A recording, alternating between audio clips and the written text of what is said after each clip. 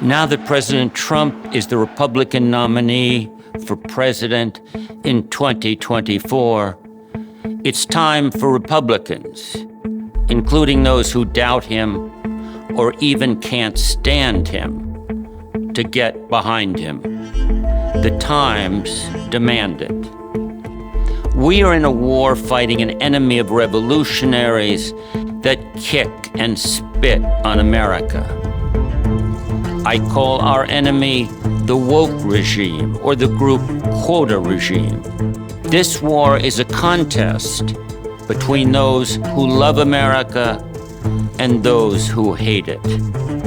But we do not have a commander-in-chief. You can't win a war without one. We shouldn't much care whether our commander-in-chief is a real conservative, whether he is a role model for children, or says lots of silly things, or whether he is modest or dignified.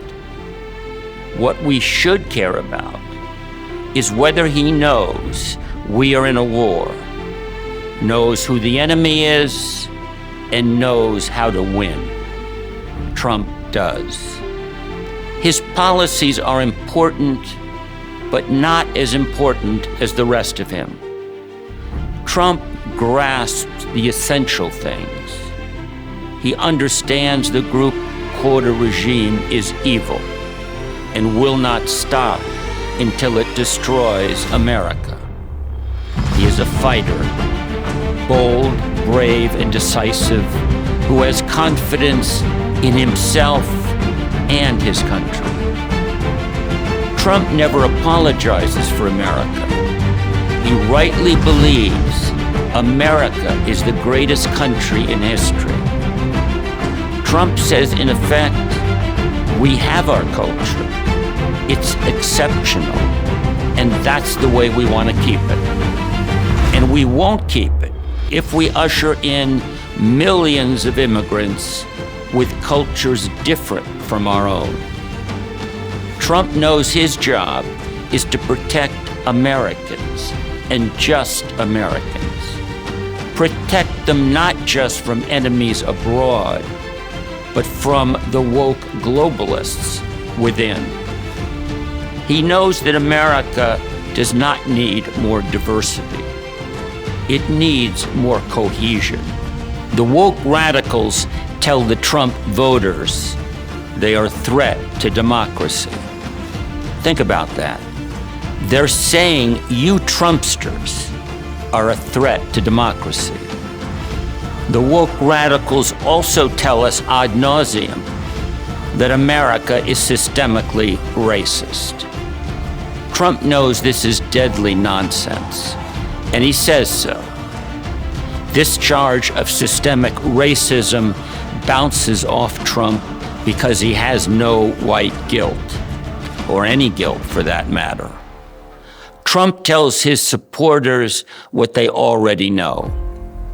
They are not racist, and they do not have white privilege. The woke radicals shut up those who disagree. Trump will not be shut up. If they manage to put him in jail, he will still roar like a lion. The woke radicals have the moral arrogance of fanatics. Trump, God bless him, knows we are all sinners. Trump rejects the utopian fanaticism of the woke radicals. He is a businessman who takes the world on its own terms and navigates by facts and common sense. Trump's base knows firsthand the America that Trump wants to recover. They love him, and they know he loves them. They will fight for him because they know he will fight for them. Trump speaks to his supporters as fellow citizens, without any condescension or poll-tested BS. Despite his billions, he is one of them, an outsider looking in, a man who takes ketchup on his steak, and is as disgusted as they are with the anti-America elite. This natural appeal has molded everyday patriotic Americans into an army. We cannot stop the left's revolution and retake the nation without these men and women. Unlike most conservatives, they will actually fight for America. But they follow Trump. Without him, they stay home. With him, they are united and determined.